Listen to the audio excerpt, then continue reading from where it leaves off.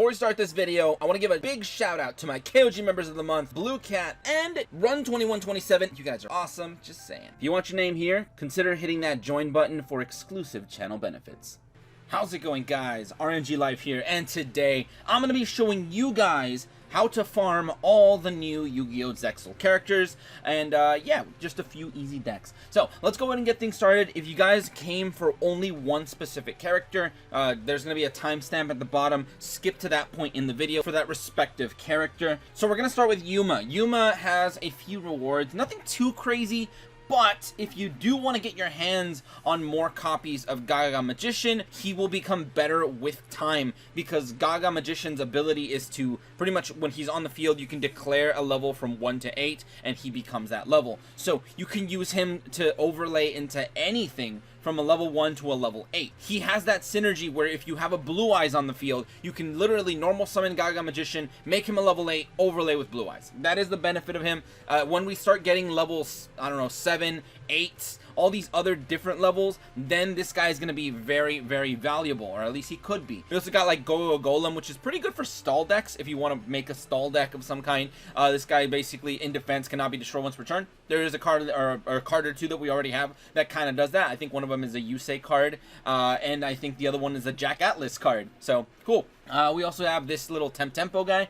Tempo, the Percussion Djinn, all he really does is like detach a Xyz material from your opponent's Xyz monster.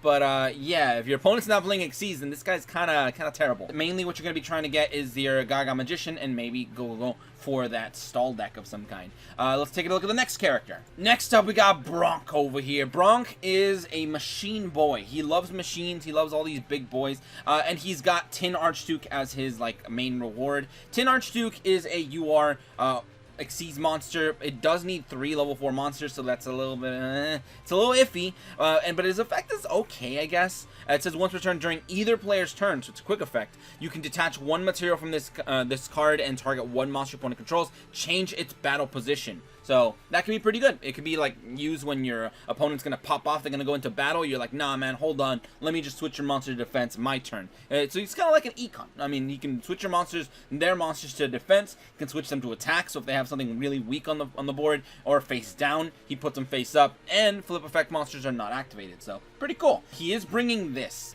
Might be worth. He's got Wind Up Honeybee. This card says when this card is destroyed by battle and sent to the grave, you can special summon 1 level 4 or lower Wind Up monster from your deck. Now, summoning from the deck is pretty good. The only thing is it's a level 1, so you can't really use it to overlay because the wind-ups are like 3 and 4 mostly. So yeah, a Wind-Up Honeybee could be good just to have a wind-up monster. So you might want to use that to get him. We did get some leaks of new like potential wind-up support. I don't know if it's stuff that is just in Bronk's deck, or stuff that we might actually get in the next box of some kind, or maybe even in a some kind of new structure deck. I don't know. I believe that it might just be his character and the cards are added to the game because they are this character's cards. But if we do get wind-ups in the future, wind-ups are kind of crazy, dude. They were meta at a point. So yeah. Then we also have this card over here, Weights and Zen Measures. So this one says target 2 face-up wind-up monsters you control with different levels. Your opponent chooses one of them and the level of the other becomes the same as the chosen monsters until the end phase. Then it says then if your opponent chose the monster with the lower level, you can draw 1 card. So see, there's a little bit of benefit if he goes into level 3, so not bad. So this card's pretty cool. I kind of like it, and this is your way to get it. You got to farm it off this bad boy. So yeah, if we do get wind-ups in the future, I will say wind-ups got potential, so maybe you want to farm this boy. Next up, we got Tori over here, and she has Fairy Cheer Girl as her main boss monster. Fairy Cheer Girl is alright, 1900, and I think she can like let you draw a card by detaching. That's about it. But she does have other stuff like this. Archlord or Archlord Zerato. This card cannot be normal summoned or set. This card cannot be special summoned except by tributing a face-up Warrior of Zera. On your side of the field, while the Sanctuary of the Sky is on the field, so it's pretty easy to summon. You have Sanctuary of the Sky, summon the Warrior of Zera guy, and you can just tribute him away immediately. If Sanctuary in the Sky is on your side of the field, by discarding 1 light monster card from your hand to the graveyard, destroy all monsters on your opponent's side of the field, dude. This guy straight up Raigekis or what is that, lightning card? I forget the name of it. You discard a card and destroy your opponent's stuff, pretty much. So what is it, lightning vortex or something? I don't remember. But yeah, it basically does that, and that's pretty cool. But the main thing is you get your chance at getting Zeradias. I use this guy in a lot of farm decks, so whenever I want to make a Cloudian farm deck, I use this guy. So good luck getting Zeradias. Same thing with his card Divine Punishment. This is another card that I'm just like, dude, I can't believe we actually got this. This one, if you have Sanctuary of the Sky, it's a free negation. It negates anything, it negates hard. It's a really, really good card. And we also have a Satellar Nova Wave, which I kind of want. I'm not kidding. I want to play Satellar Knights, but I want to get some of their support before I actually do. This one says, once per turn during your main phase or your opponent's battle phase, you can special summon one Tellar Knight monster from your hand. Now that looks pretty interesting because Tellar Knight monsters all get effects when summoned. So it's not bad. So they all do get effects when summoned. And yeah, there you guys have it. That's pretty much all the rewards. Now I'm gonna go ahead and flash the numbers on screen once again so you guys can make a deduction based on what I told you about their effects, the cards that they have for rewards. So maybe you can farm the appropriate characters. So now that I've told you that, let's go ahead and get things started. Alright, Yuma is the first character we're gonna be farming right now. So let's go ahead and take a look at that deck right now. Pretty standard, but for Yuma, I am using YuBel. YuBel is very free to play. It's a very easy thing to use. And it's a deck that you can use to farm most characters. I will say, if you want to use YuBel, you can use YuBel on most of these characters, but you gotta be careful with Yuma though. Because Yuma has Utopia, and Utopia is one of the few things that kind of is really annoying. Now, he has 2 cards you have to worry about, well, kind of 3. He has 3 cards that you have to take notice of. One of them is Utopia. If he has Utopia on the last turn, you are screwed. You are not going to be able to go for your win condition, which is summoning Montage Dragon, and so on and so forth. So, what I have to actually counter that is I am running 1 Offerings to the Doomed. You can take this card out. You don't really need it. But if you want to get that 100% win condition, like 100% win rate, you're going to have to run at least something to destroy his thing. Now, you can also consider running some of these cards at the bottom. Now, I have Offerings to the Doomed. You can also try Tribute to the Doomed. This is another fairly okay card that you can use. And then, if you're free to play, you can run Mystic Box. Mystic Box is kind of spicy, but it basically is your Xian Spy. The only thing is, Xian Spy, your opponent doesn't need a monster to activate. So, I would still consider running both of these. Mystic Box would only work if he has Utopia, so if you only use it when you need it, which is awesome. But yeah, but then if he doesn't have a monster on the last turn, you can't use it. Therefore, I do recommend running Xian Spy, so you can give him the Montage Dragon with like 10,000 attack him with the YuBel Ultimate Nightmare, and you basically win. Pretty easy. All right. Here he is. So we got Yuma and Astral. I'm using YuBel. So I'm going to go pretty much break down what I'm doing with this deck. I have a live replay right now, as in like, it's not something I recorded and have in post. I'm literally watching it with you guys. So this is the starting hand. Pretty straightforward. He's using his stuff. That's just search. Don't worry about it. Yuma's only real thing that he can do is he's trying to summon 2 monsters to overlay. That's pretty much what he does. Now, what we're trying to do is use our skill, put YuBel back, pop a YuBel. I have to mess around with my stuff a lot because I have to get exactly the amount of glossy points because the glossies really matter, and I never got a Fire King Island that was glossy. So, yeah. So, we got Terror Incarnate out, and that's pretty much all you need. You can sit on this card for a while until he uses the 3rd and final card that I have to warn you about, which is that Gaga Bolt. So he has Gaga Bolt. That is a card that can potentially just destroy your YuBel, and if used against YuBel, doesn't really matter that much, but just keep an eye out for it. But yeah, so now I'm just doing stuff. Let's go ahead and do that. Let's speed through it a little bit, because it's starting to get to the point where it's like, yeah, it's pretty straightforward. If you guys know YuBel, you know what I'm doing right now. I'm using this to kind of like move a lot of more cards in my deck. So this lowered the amount of cards in my deck considerably. So it means less turns that I have to play. Now he's just overlaying constantly. I'm glad he's using Utopia right now, but he also potentially has a 4th scary card that I forgot to warn you about, which is Xyz Reborn. If he revives Utopia on that last turn, which he most likely will, then you will lose the farm because he will negate your attack. That's why it's really important to have a destruction, because Xyz Reborn will just be like a negation. So I set that guy because I'm all out of pops with my field spell, so I can destroy YuBel and get the Terror Incarnate unit back on the field, blowing everything up, just basically going for the big guy. And yeah, so here, give him the thing. We use Fire King Island to destroy our boy. Now, yeah, pretty straightforward, pretty simple. And it looks like I didn't even need my Off Ranks to the Doomed on this one. So, but I will use anti-magic arrows, and we're popping off, and that is a GG. And yeah, that is how you take them out. This is the score you're going to be getting, as you can see, over 9,000 points, or 9,000. If you play the deck correctly, and you have as little glossies as I do, then yeah, this is pretty much what you're going to be getting. But if you have more glossies, then GG. You're going to be getting a lot more. So let's go ahead and move on to that next character. Bronk is the other character that you might be choosing to farm if you made it to this point in the video. So good luck. And let's go ahead and show you guys the deck I'm going to be using for him. And this is the deck that I'm using for Bronk. This is a standard Lunalight farm deck. Honestly, you could probably get creative with the farms for these guys, especially Bronk, because I feel like he's very Unga Bunga-ish as well. If you don't know what that means his specialty is just, I make big monster, I caveman fight you. Now, you have your giant monster if you really want. You got your Lunalight Saber Dancer. Now, hopefully you have this card at least at one, because you're going to need one copy. All you really need is one. You don't need two. You don't need three. You could get away with one.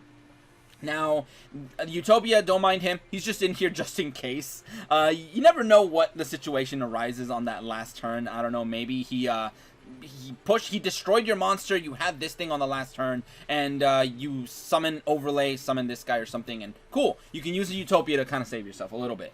So yeah, Utopia is just in here because I put him in here. You don't need it. You really don't need it. But yeah, so this is the main card you're going to be using to stall and to pretty much do everything. You got Cat Dancer. Cat Dancer on the field cannot be destroyed, therefore you win. Pretty much. Standard. Now, that means that all you really need is 2 Lunalight monsters of any kind. There's a lot of budget Lunalight monsters, so you can actually get away with that. Now, you don't need the skill. You can actually go skillless, and I'm using this with Tori. I can literally use this deck with any of the Zexal characters to farm for skills as well. So, if you are watching this right now, hey, congratulations, you have a deck that you could potentially use to farm for skills, because it's literally skillless. But if you really want the edge, you can give it to, like, what is his name? Zane? You can give it to Zane, and he has that, like, polymerization skill, where when you lose 1,000 life points, he adds poly to your hand of some kind. Pretty much. You can use that, or any kind of poly skill, and, yeah, you can try that as well. But this deck is pretty straightforward. You're pretty much just gonna summon the Cat Dancer, and, just sit on her until you can summon the other one, and then on the last turn, summoning a Gravekeeper's Vassal, while you're just sending a bunch of stuff to the grave, and just drawing out your whole deck. And then you're doing the last turn engine, using these 3 cards. Okay, Bronk is here. I'm using Tori because I'm just farming for skills on her, literally. I just gave this deck to her, and I'm using her. You can use this deck on any Zexal character that you want to gain skills with. So, yeah, pretty simple, pretty easy. Also, if you made it this far and you want to know, you can also use YuBell on pretty much all these guys. Expect a few complications, but yeah. So, we're going for the Lunalight Fusion. Now that pretty much throws out a monster, we summon a Cat Dancer, and GG. We basically just kind of win.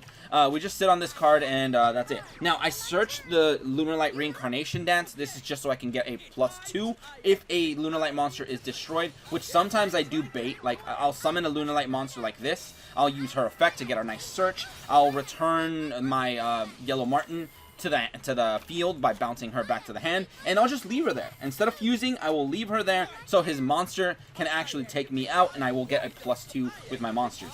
Now, Bronk only has one thing you have to worry about, and that is his wind-up. I think he's got a wind-up psychic or something. It's a wind-up card, and it's really annoying because if it attacks and gets destroyed or whatever, it destroys you too. But I had him crash right into my Cat Dancer, and nothing happened, so, and GG. But yeah, that's the one card you might have to worry about, so just keep an eye out for that. Aside from that, don't worry about it. He's pretty easy. So, aside from that, let's go ahead and speed things up, and let's show you guys pretty much what I'm doing. That is just so I can bait him and draw all my cards, because, yeah, we got 3 cards left in deck at this point. And, yeah, that's pretty much it. I'm just doing stuff. I'm just summoning a big monster. Like I said, you do not need 2 copies of the big one, but I think on one of these games, I'm going to do it. So, it's time for the final turn. Here we're using all the stuff. As you can kind of tell, I did not attack him on this one. You don't really need to attack, and it's when you don't attack, it's faster. So, we're using all the unions. Pretty much, like I said, it's very simple, and I also use the effect of the butterfly to power up my monster to 6,000, dealing immense damage. Easy, simple farm. Let's go ahead and show off what his duel assessment is, and bam, there you guys have it. Like I said, it's really easy. You're going to get them 9,000 points or plus. So, next character. You are here for Tori. So, Tori is the character you want to farm. Let's go ahead and take a look at her deck. Alright, same thing as before.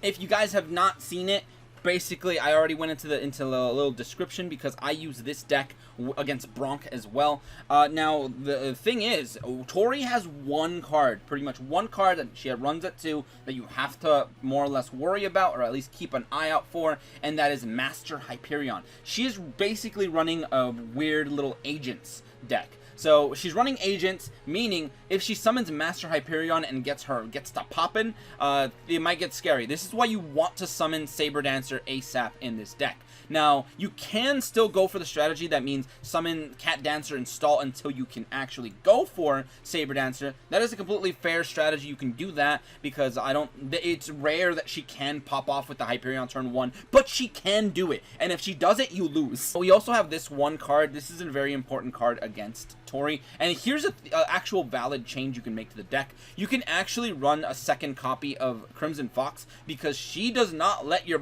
things get popped. So if they hit you with the Hyperion, she will stop that. She will put an end to that. So she's really, really good for that. Now you can run her and take this out. Take out Secret Pass and add that other bow card. This one. Shooting Star Bow Seal.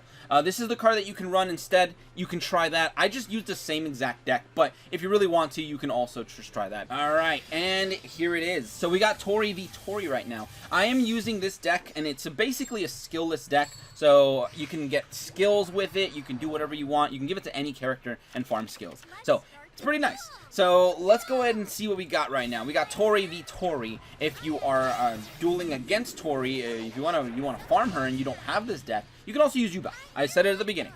So let's see what we got. We got Tori doing her thing, and she's basically popping off right now. I basically summoned the Cat Dancer to stall. That is pretty much the only play I had.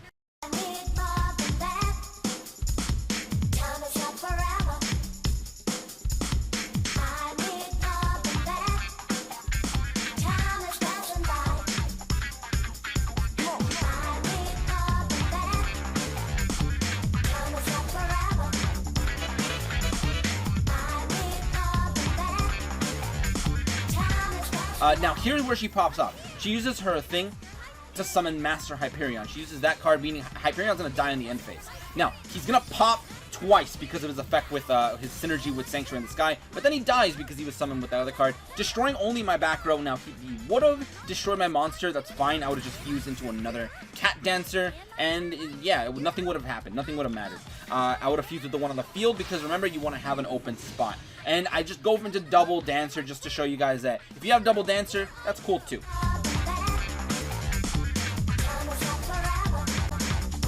And then yeah, last turn shenanigans. We're using all our stuff. She doesn't have anything you have to worry about. She has emergency provisions, I guess, that she can heal, but nothing to worry about. So this was a particularly slow game, but trust me, there are faster games you can get.